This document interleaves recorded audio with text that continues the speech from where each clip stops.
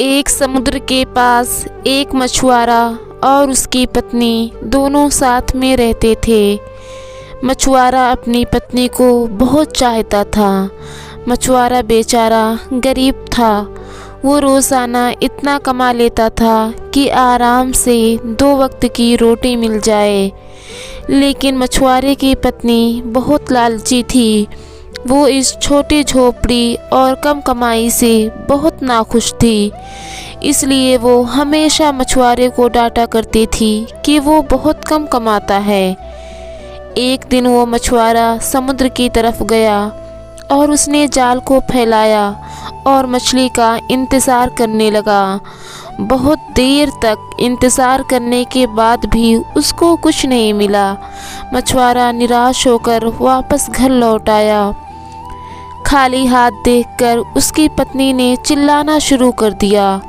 बहुत डांटने पर वो मछुआरा वापस समुद्र के किनारे जाल फैलाकर बैठ गया और मछली का इंतज़ार करने लगा।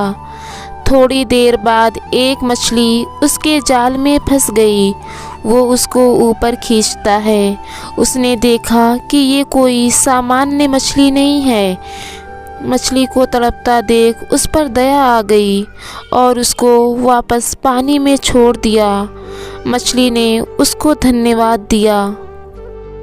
ठीक है, मुझे फिर से खाली हाथ ही लौटना पड़ेगा।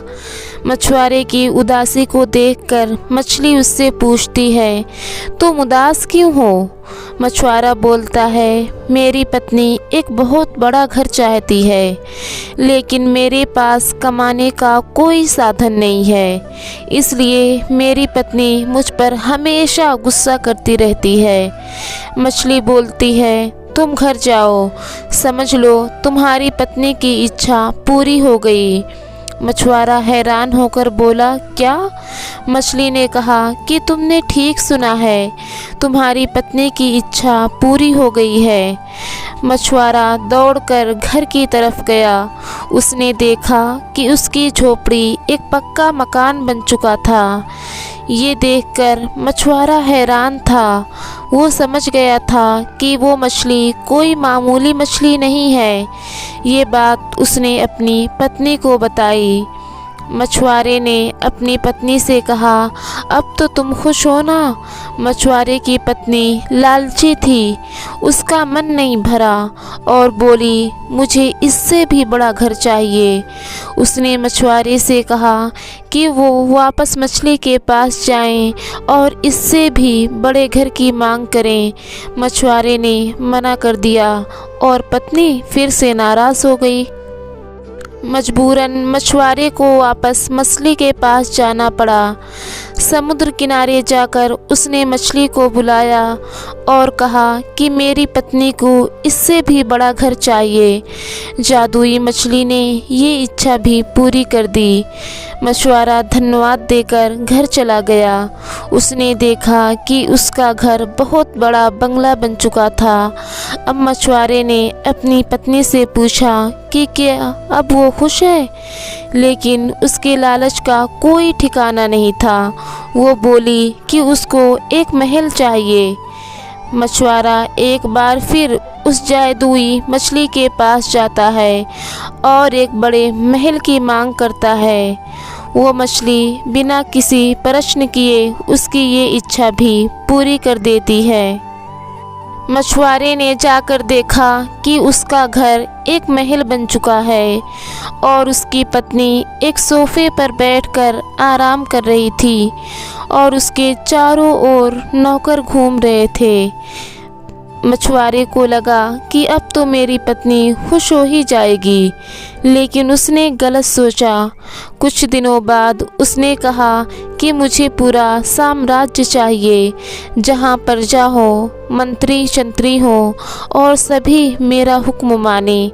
मछुआरे ने इस इच्छा को पूरी करने से मना कर दिया। फिर क्या था, एक बार फिर उसकी पत्नी नाराज़ हो गई। शर्म महसूस करते हुए बेचारा एक बार फिर वो जादुई मछली के पास गया।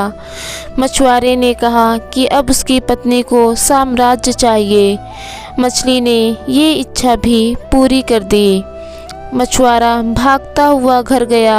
अब वो महल एक साम्राज्य बन चुका था। उसकी पत्नी एक बड़े सिंहासन पर बैठी थी। वहाँ पर सभी मंत्री भी बैठे हुए थे। अब मछुआरे ने पूछा कि क्या तुम अब खुश हो? उसकी पत्नी ने कहा कि अब मैं बहुत खुश हूँ। हमारे पास सब कुछ है, लेकिन मैं इन सब को कैसे संभाल पाऊँगी? मैं तो एक अनपढ़ हूँ। बस एक आखिरी बार मेरे लिए कोई ऐसी शक्ति मांग ले जिससे मैं सब कुछ नियंत्रण कर सकूं। बेचारा मछुआरा वापस मछली के पास गया और एक ऐसी शक्ति की मांग की जिससे वो सब कुछ नियंत्रण कर सके। मछली ने उसकी ये इच्छा भी पूरी कर दी। मछुआरा वापस अपने महल आया और अपनी पत्नी को ढूंढने लगा, लेकिन कहीं पर भी उसकी पत्नी दिखाई नहीं थी। दरअसल अब वो एक शक्ति बन चुकी थी, इसलिए वो गायब हो गई। दोनों बहुत दुखी हुए। उसकी पत्नी को वापस अपने असली रूप में आना था। उसने मछुआरे से कहा जल्दी से वो उसको वापस ठीक कर दे।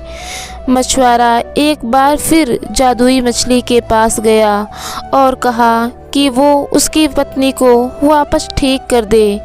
मछली ने मना कर दिया,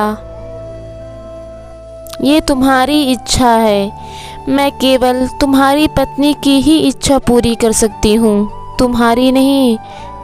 मछुआरा वहीं बैठ गया और कहने लगा, मैंने तुम्हारी जान बचाई। जब तक तुम सब कुछ पहले जैसा नहीं कर देती, मैं यहाँ से नहीं जाऊँगा। मछली ने कहा, ठीक है, इसके बाद तुम दोनों की कोई इच्छा पूरी नहीं होगी। जाओ, मैं सब कुछ पहले जैसा कर देती हूँ। मछुआरा वहाँ से घर चला आया। उसने देखा कि उसकी पत्नी झोपड़ी के बाहर बर्तन धो रही थी। उन दोनों को अपनी गलती का एहसास हो गया और मेहनत करके फिर से अपना जीवन यापन करने लगे। तो दोस्तों, इस कहानी से हमें ये सीख मिलती है कि हमें कभी भी लालच नहीं करनी चाहिए। हमारे पास जो भी है, जितना भी है, उसी में खुश रहना चाहिए।